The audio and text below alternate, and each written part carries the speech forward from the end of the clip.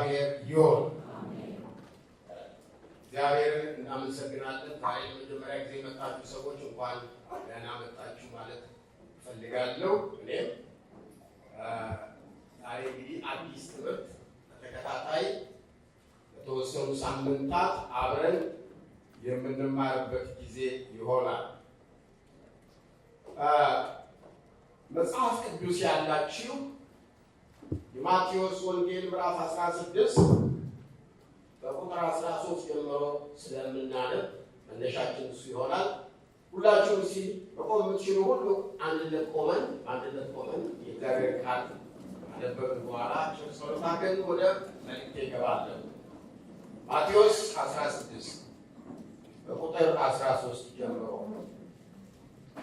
ኢየሱስም ወደ ፊልጶስ ቂሳርያ አገር በደረሰ ጊዜ ደቀ መዛሙርቱም ሰዎች የሰው ልጅ ማን እንደሆነ ይሉታል ብሎ ጠየቀ።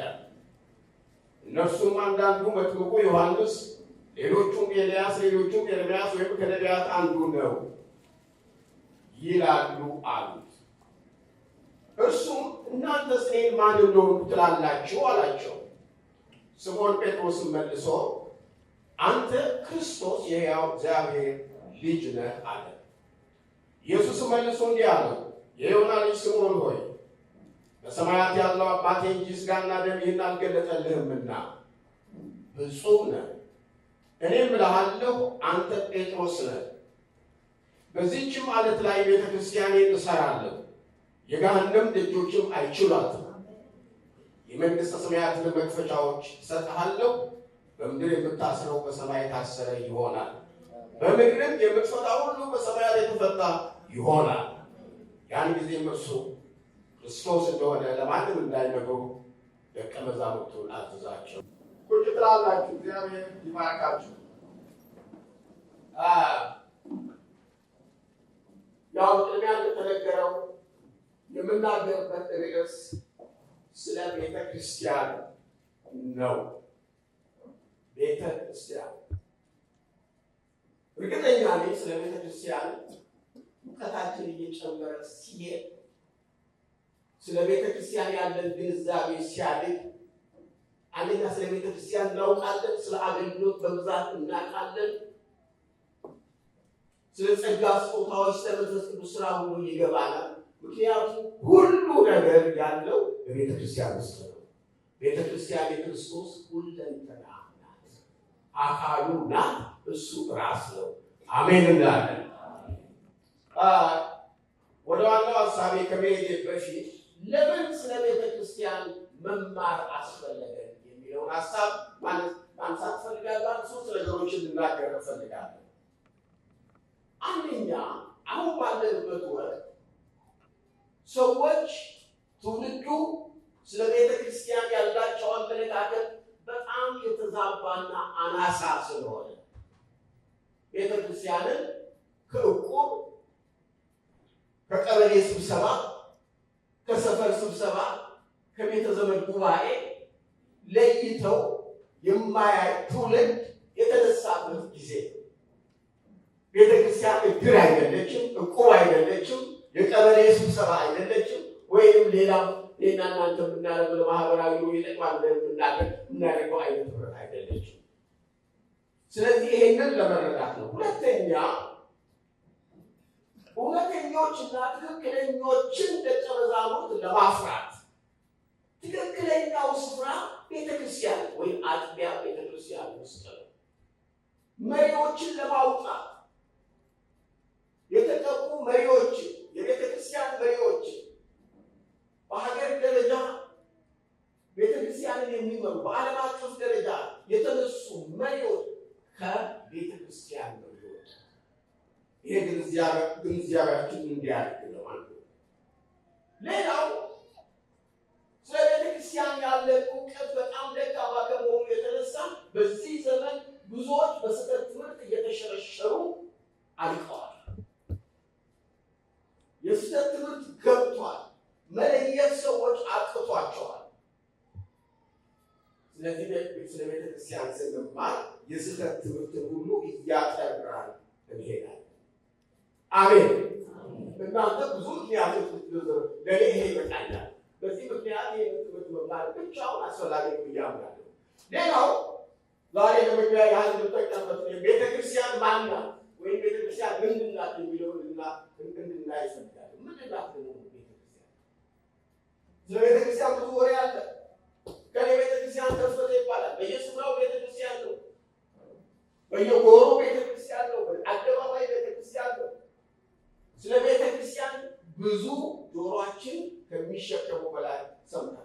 ምንድን ናት ቤተክርስቲያን? ይገባናል። ማናት እቺ ቤተክርስቲያን የምትባለው? እሷ ማናት? ወደዚህ እውነት መምጣት አለብን። አንዳንድ የመጽሐፍ ቅዱስ አዋቂዎች እንደሚነግሩ ቤተክርስቲያን ከዘፍጥረት ትጀምራለች፣ ተሸፍና ነው እንጂ ያለችው ከዛ ትጀምራለች ብለው ይናገራሉ። ከአብርሃም ይጀምራሉ። በዘፍጥረት ምዕራፍ 12 ላይ እግዚአብሔር አብርሃም የሚባለው አባታችንን ከነበረበት ከጣዖት አምልኮ ቤት ውጣ አለ። ከአባትህ ቤት ከዘመዶችም ተለይተህ ወደማሳይ ምድር ውጣ። ስለ መውጣቱ ዛሬ ስለዚህ አብርሃም በመውጣቱ እስራኤል የሚባል አንድ አዲስ ትውልድ፣ አንድ ማህበረሰብ፣ አንድ ጄኔሬሽን እግዚአብሔር ፈጠረ፣ እግዚአብሔር ሰራ። ከዛ ይቀጥላል። ከዛ ጋር ያያይዛል። ወይንም እስራኤላውያን ለ430 ዓመት በግብፅ ምድር ባሮች ሆነው ተቀጥቅጠው ተገዝተዋል። ያ ዘመን ቀላል አይደለም። ስለዚህ እግዚአብሔር ሙሴና አሮንን በመላክ ምን አለ? ወደ ፈርዖን ሕዝቤን ልቀቅ ይልሃል እግዚአብሔር ማለት ሕዝቡን አስለቀቁ። ያመልከኝ ዘንድ ያገለግለኝ ዘንድ ሕዝቤን ልቀቅ። ከዚህ ሀሳብ ጋር ይያዛል። ከዛ ወጥተው ወደ ሲና ምድረ በዳ ተጉዞ ከ3 ወር በኋላ ሕግ ሰጣቸው። የእግዚአብሔር አዲስ ኔሽን ሆኑ። እነዚህ ሰዎች እነዚህ ወደ አዲስ ኪዳን ስንመጣ ጌታ ኢየሱስ ክርስቶስ መንግስቱን ለማስፋፋት 12 ሰዎች መረጠ። ከዛም ጋር ያያይዙታል። ግን ሙሉ እና ትክክለኛ ትርጉሙን ለማግኘት ወደ ማቴዎስ 16 እንመጣለን። ማቴዎስ 16 ቁጥር 18 ላይ ምንድን ነው ያለው ጌታ ኢየሱስ? በዚህችም ዓለት ላይ ቤተክርስቲያኔን እሰራለሁ አለ። አሜን። ገና አልተሰራችም እስከዚህ ጊዜ ድረስ ማለት ነው። ይህች የምትሰራው ቤተክርስቲያን ደግሞ የገሃነም ደጆችም እንኳን አይችሏትም። እዚህ ላይ ሁለት ሀሳቦችን እናያለን። ዋናነት አንደኛ የባለቤትነት ጉዳይ አለ። ጌታ ኢየሱስ ምን ያለ ቤተክርስቲያኔን እሰራለሁ እንጂ ለካ ቤተክርስቲያን የማናት? የክርስቶስ ናት። የአበበ፣ የአየለ፣ የአልማዝ፣ የፓስተር መርቅ፣ የፓስተር ዳንኤል አይደለችም። ቤተክርስቲያን የማናት? የእግዚአብሔር ናት። ቤተክርስቲያን የማናት? የኢየሱስ ናት። እንጠንቀቅ። ቤተክርስቲያን ከግለሰቦች ጋር አናያይዛትም። የባለቤትነት ጉዳይ ነው እዚህ ላይ የምንመለከተው። ሐዋርያት ሥራ ምዕራፍ 20 ቁጥር 20 ላይ ቤተክርስቲያን የእግዚአብሔር ቤተክርስቲያን ምን አድርጎ ይላል? ጠብቋል። ለካ ቤተክርስቲያን የእግዚአብሔር ናት። ቤተክርስቲያን የእግዚአብሔር ናት። ፖሊሲ ጮክ ብላችሁ እንደገና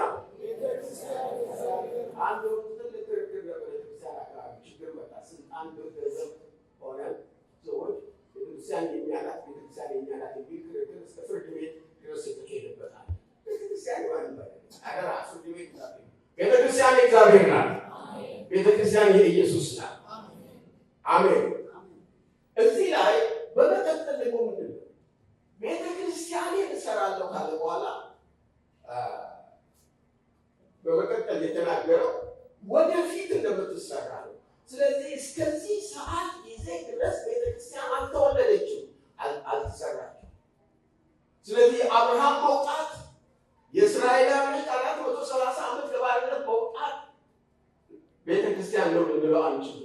ለአዲሱ ለእስራኤል ሕዝብ ለዛ አዲሱ ጄኔሬሽን መነሻ ያ ምናልባት እንደ ጥላ ልንጠቀምበት እንችላለን። ቤተክርስቲያን ግን ኢየሱስ ክርስቶስ በመስቀል ላይ ከሞተ ከተቀበረ በሶስተኛው ቀን ቃል ከተነሳ በኋላ በጴንጤቆስጤ ቀን 120 ሰዎች ላይ መንፈስ ቅዱስ ሲሆን ያኔ ተወለደች። የዛን ጊዜ አሜን። ሌላው ደስ የሚለው በዚህ ላይ የገሃነም ደጆች አይችሏትም። ውጊያ አለባት ማለት ነው፣ ግን አይችሏትም። የገሃነም ደጆች ማለት ቀልድ እንዳይመስል ስፍር ቁጥር የሌለው የአጋንንት ክምችት ያለበት እነዚህ ሁሉ በዘመናት ይዋጓል፣ ግን አይችሏትም። አሸናፊ አርጎ አውጥቷታል። ሃሌሉያ። ይህን ወደኋላ እንመጣለን። ስለዚህ ትክክለኛ ትርጉሙ ለመረዳት አዲስ ኪዳን የተጻፈበትን ቋንቋ ስንመለከት በግሪክ እንደተጻፈ እንመለከታል። ግሪክ ነው አዲስ ኪዳን የተጻፈበት ቋንቋ። በግሪክ አንድ ቃል አለ፣ ኤክሌሲያ። ኤክሌሲያ ማለት ለአንድ ጉዳይ ተጠርቶ የወጣ ህዝብ ማለት ነው።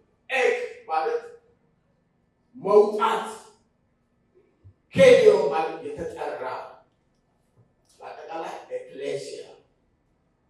በግሪክ ማህበረሰብ ለመንግስት ስራ ለአዋጅ ሊሆን ይችላል፣ ወይ ለጦርነት፣ ወይ ለተወካይ ምክር ቤት ለፓርላማ፣ ለአንድ ለሆነ ነገር ህዝብ ሲጠራ፣ ለአንድ ዓላማ ህዝብ ሲጠራ ኤክሌሲያ ይባላል። ተጠርቶ የወጣ ማለት ነው። ከነበረበት ማህበረሰብ፣ ከነበረበት አገር፣ ከነበረበት ሰፈር ያንን ጥሪ ሰምቶ ወንድ ሴት ሁሉ የወጡ ሰዎች ኤክሌሲያ ይባላል። ስለዚህ ከዚህ ጋር ይያዛል። ቤተክርስቲያን ተጠርታ የወጣች አሜን። ተጠርታ የት ነበረች? ድሮ ኃጢአት ውስጥ ነበረች፣ ዓለም ውስጥ ነበረች፣ በሰይጣን መንግስት ውስጥ ነበረች። አሁን ግን ተጠራች። ማን የጠራት? ኢየሱስ ጠራት። ይሄንን ሐሳብ እዚህ ላይ እናገኛለን። ስለዚህ ተጠርተን ይወጣል። ቤተክርስቲያን ስንል የእግዚአብሔር ሕዝብ ነው። እኔና እናንተ በነፍስ ወከፍ ጥሪ ደርሶን የመጣን ሰዎች ነው። ጥሪ የደረሳቸው እኔ ጥሪ ደርሶኛል። ለሰከንድ እንኳን ጥሪዬን አልጠራጠርም። እስኪ እንደገና ነው እኮ ዝም ብለህ በሆነ ቦታ ሰው ያገኘሃል። በአጋጣሚ የመጣችሁ አይደላችሁ። አንድ ሰው ሲናይ ጸሎት ቤት እንሂድ ብሎ እዛ ሄዳችሁ በአጋጣሚ የመጣችሁ ሰዎች አሉ። በእግዚአብሔር መለኮታዊ ፕላን ጥሪ የደረሳችሁ ሰዎች አሉ። ይሄን በነፍስ ወከፍ ጥሪ የተቀበለ ህዝብ በአንድነት ሲሰበሰብ ኤክሌሲያ ቤተክርስቲያን። እዚህ ቤት ያላችሁ ሁሉ ጥሪ የደረሳችሁ ሰዎች ናቸው። እዚህ በጌታቸው ደስ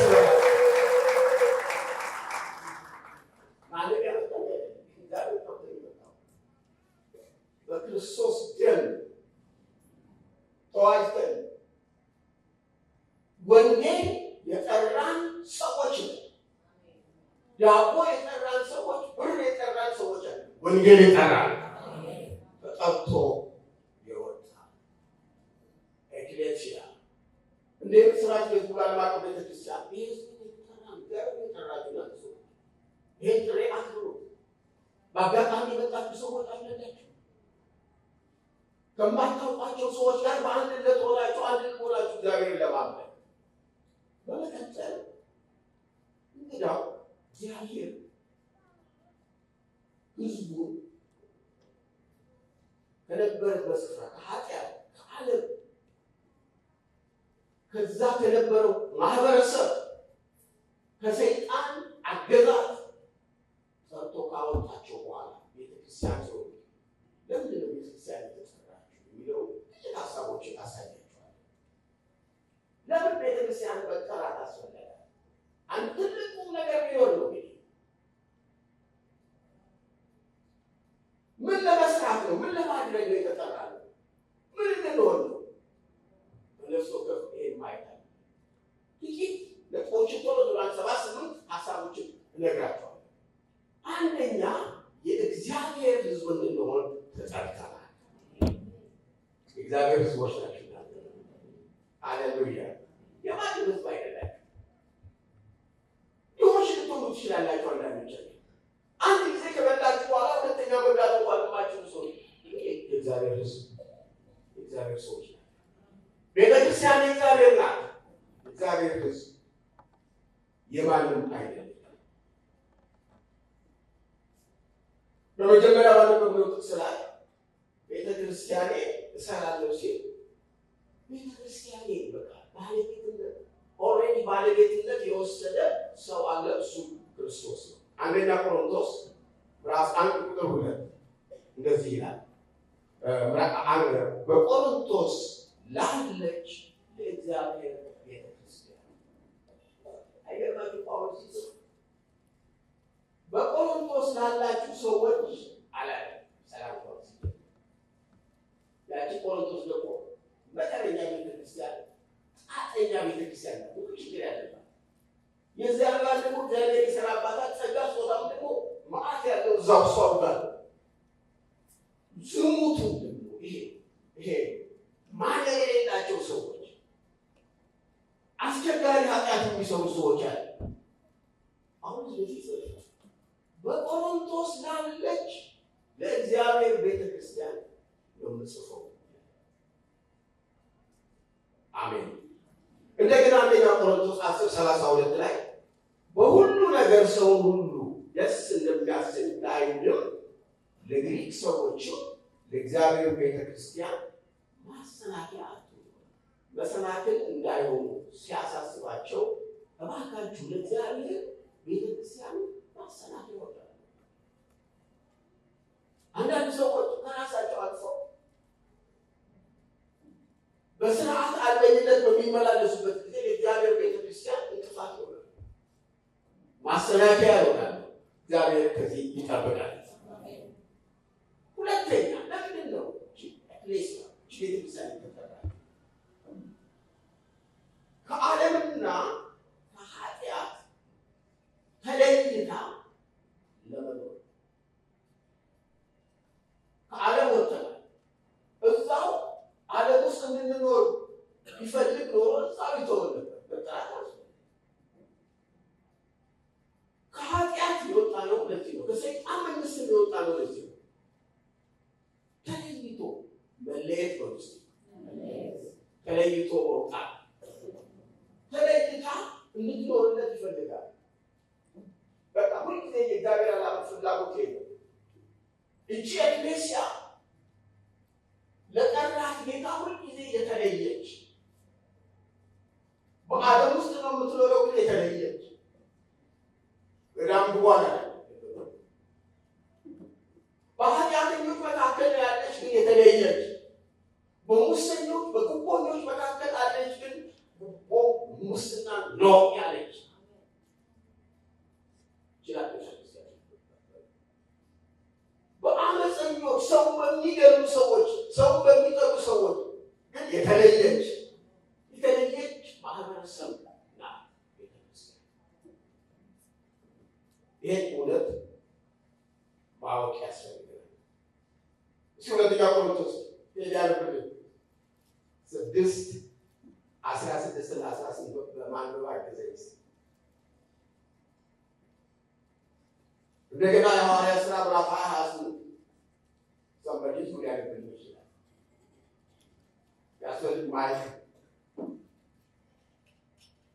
ታቀብላችኋላችሁ። 6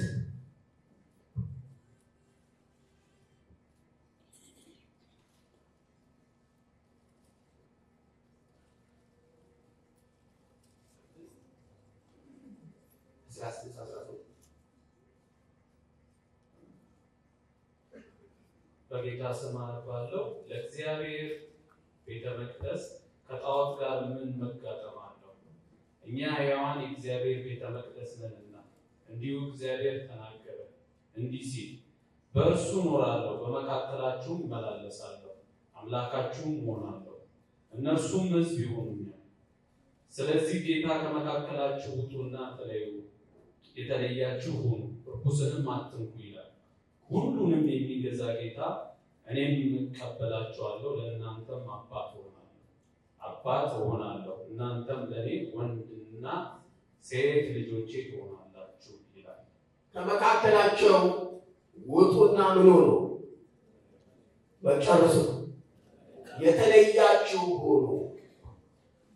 ውድ ወንድሞቼ እናቶቼ፣ እግዚአብሔር በእናንተ ላይ ኢንቨስት አድርጓል። ከዓለም አውጥቷቸዋል፣ ከኃጢአት አውጥቷቸዋል፣ ከዘረኝነት አውጥቷቸዋል፣ ከብዙ ዝባዝንኬ ነገር አውጥቷቸዋል።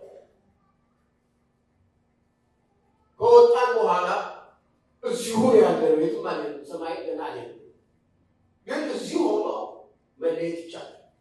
ከመካከላቸው ውጡና የተለያችሁ መለየት ልዩ ህዝብ እግዚአብሔር ማየት ይፈልጋል። ልዩ ህዝብ በክፍለ ከተማ ውስጥ ማየት ይፈልጋል። በቀበሌ ውስጥ ልዩ ህዝብ በየቢሮ ውስጥ ማየት ያስፈልጋል። ሮቤዲዮ እንደዛ ነው።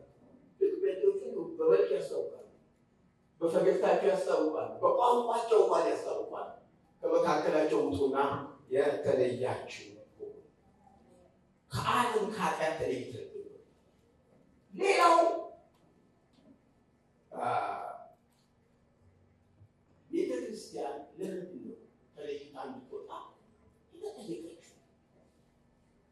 የእግዚአብሔር እና የመንፈስ ቅዱስ መኖሪያ ለመሆን። አሜን። የእግዚአብሔር እንደገና የመንፈስ ቅዱስ መኖሪያ። ለካስ እግዚአብሔር ቤተ ክርስቲያን ውስጥ ነው። ይሄ ሁለት ነገሮችን ያሳያል። እንደ ቤተ ክርስቲያን በመካከላችን መንፈስ ቅዱስ አለ። አሁን ይሄ እንደ ቸርች አለ በመካከላችን። ልዩነቱ ይሄ ነው። በዚህ በእግዚአብሔር ሕዝብ መካከል ሁለት ወይም ሶስት በሚሰበሰቡበት ስፍራ ከዛ በመካከላቸው ይገኛል ስለሚል አሁን አለ እግዚአብሔር። እንደ ግለሰብ ደግሞ በውስጣችን ደግሞ እሱ አለ። ይሄ በውስጡ መንፈስ ቅዱስና እግዚአብሔር የተሸከመ የሕዝብ ጉባኤ ነው እዚህ ያለው። ስለዚህ የመንፈስ ቅዱስ የእግዚአብሔርና የመንፈስ ቅዱስ ማደሪያ አንደኛ ቆሮንቶስ 3:16 ምንድን ነው የሚባል? አንደኛ ቆሮንቶስ 3:16 ያወጣ ሲያሉ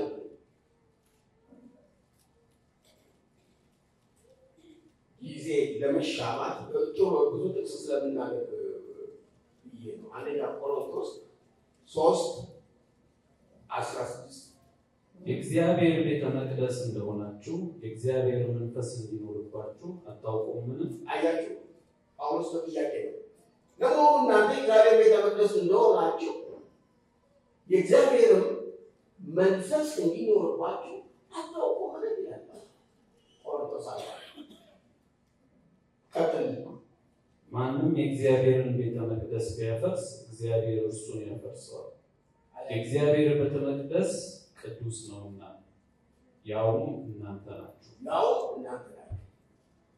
የእግዚአብሔር ቤተ መቅደስ ቅዱስ ነው። ጳውሎስ እንደሚለው የእግዚአብሔር ቤተ መቅደስ ቅዱስ ነው ሲል ያውም አንተ ነህ፣ አንቺ ነሽ፣ ሌላ እኔ ነኝ። ቅዱስ ሆናል። ለምን ቅዱስ የሆነው?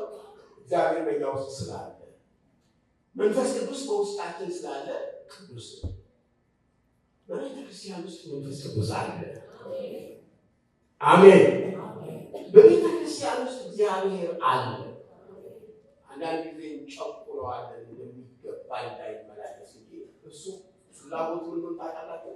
በሙላት በቤት ውስጥ የበላይ ሆኖ መመላለስ ይፈልጋል። አንደኛ ቆሮንቶስ 6:19 እና 20 እንደዚህ ይላል፣ ወይስ ሥጋችሁ እግዚአብሔር የተቀበላችሁት በእናንተ የሚኖረው የመንፈስ ቅዱስ ቤተ መቅደስ እንደሆነ አታውቁምን? በዋጋ ተገዝታችኋል፣ ለራሳችሁ አይደላችሁም። ስለዚህ በሥጋችሁ እግዚአብሔርን አክብሩ። አንዳንድ ትምህርቶች አሉ። በሥጋችን እና በመንፈሳችን አንድ ይባላል። ስለዚህ በሥጋችን ኃጢአት ብንሰራ ኃጢአት ብንል ለማመን ምንም አይደለም። ዶንት ወሪ። ይሄ አጋንንት ሰይጣን ነው። ሥጋችሁ ይላል ጳውሎስ ከእግዚአብሔር የተቀበላችሁት በእናንተ የሚኖረው የመንፈስ ቅዱስ ማደሪያ ነው። በስጋችን ውስጥ መንፈስ ቅዱስ ያድራል። ልጆቻችሁ በስጋዬ ውስጥ መንፈስ ቅዱስ ያድራል በሉ። አሜን። ቀጥሎ ሲናገር ይላል በዋጋ ተገዝታችኋል። እናንተ የተገዛችሁ ሰዎች ናችሁ። በዚህ ዘመን አቤት ይዘት ያችን ማለት እኔ ውጭ ያሉ ሰዎች እነሱ ጠይቁ ይችላሉ። ወጣቸው ቤተክርስቲያን ውስጥ ያለ ሰው በቅቡ የለም ቁርጡ ነገር አለ እውነቱ የፋሚሉ ነገር ለምትኩ የለሽ